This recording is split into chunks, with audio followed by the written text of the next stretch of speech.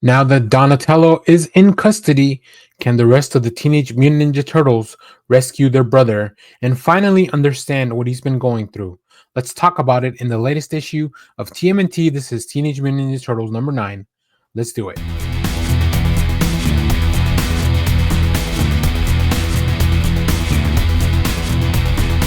Hello everyone, Danny here from the Next Issue Podcast. On today's video, I'll be doing a review for Teenage Mutant Ninja Turtles number 9. This is a new book from IDW. This is written by Jason Aaron with art by Juan Ferreira, letters by Sean Lee. This book continues to just top itself after every issue. So we're going to get into that. In this book, already weakened, weary, and a little deranged, poor Donatello has now been captured by the Foot Clan. The remaining Turtle Boys make a plan for an all-out war against Karai, but are forced to think twice before they hear the voice of reason coming from the body of a dead rat. That's right, the little rat that Donnie had been carrying around. It looks like it's a little bit more than they really thought. For a while, I wasn't sure if the rat if Donnie was okay or not, and if he was really hearing things from the rat. So it's very interesting. If you're not fully caught up on this, it's kind of rough to explain everything, but the quick and dirty is that this is New York City versus the Turtles. Mutants are being prosecuted in New York City.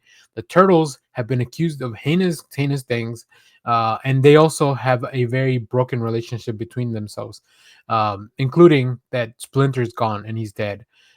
So in this issue, we get to see the brothers, starting with Mikey, right? And this issue mainly follows Mikey, which is very interesting. I think it's fun to get his point of view. Juan Ferreira's art is magnificent, but he also does some really fun stuff, which you'll see some of it along the previews as they scroll through the screen. But his design of the turtles is very different for each one of them.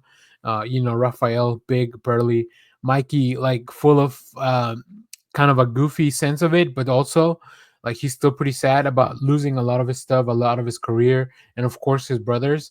We don't get to see a lot of Leo in this issue until the latter part.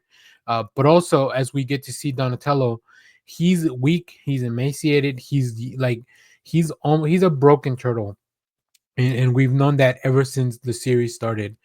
Even with that alpha issue that came before the series kicked off for real. I think Jason Aaron's telling a very, very compelling story, very fun, really digging down to the root of these turtles and trying to mend their relationship in very interesting ways. It's not a very straightforward story. It's not a very straightforward way of them having to come together. But if rescuing Donatello can give them something to unite and just go forward with, then hopefully that can bring them a step closer. They also discover maybe new possible allies. April is off on her own quest after what happened to Casey Jones in the previous issues. So there's a lot. This Turtle series has been on fire from the get-go. Jason Aaron, it feels like he approached this with like a big plan, and it seems to be coming to fruition very well.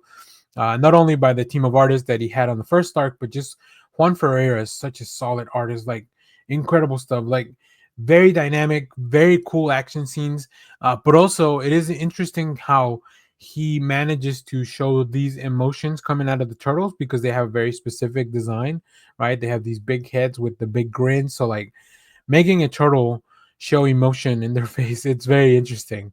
But Juan Ferreira, I think, really nails it. And of course, cool fights with the Foot Clan because that's what we want to see. We want to see explosions. We want to see like things happening, people getting their butts kicked, because that's what the Teenage Mutant Ninja Turtles are all about as well.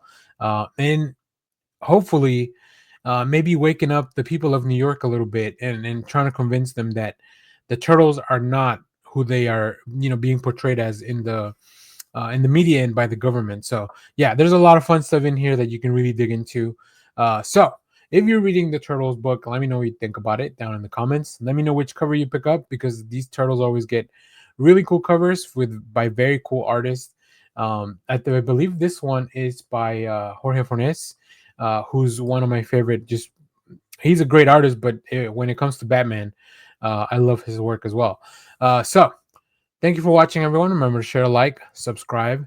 Stay tuned. We have a lot more comic reviews, trailer reactions, movie reviews, all that fun stuff here in the channel. And thanks for watching. Bye-bye.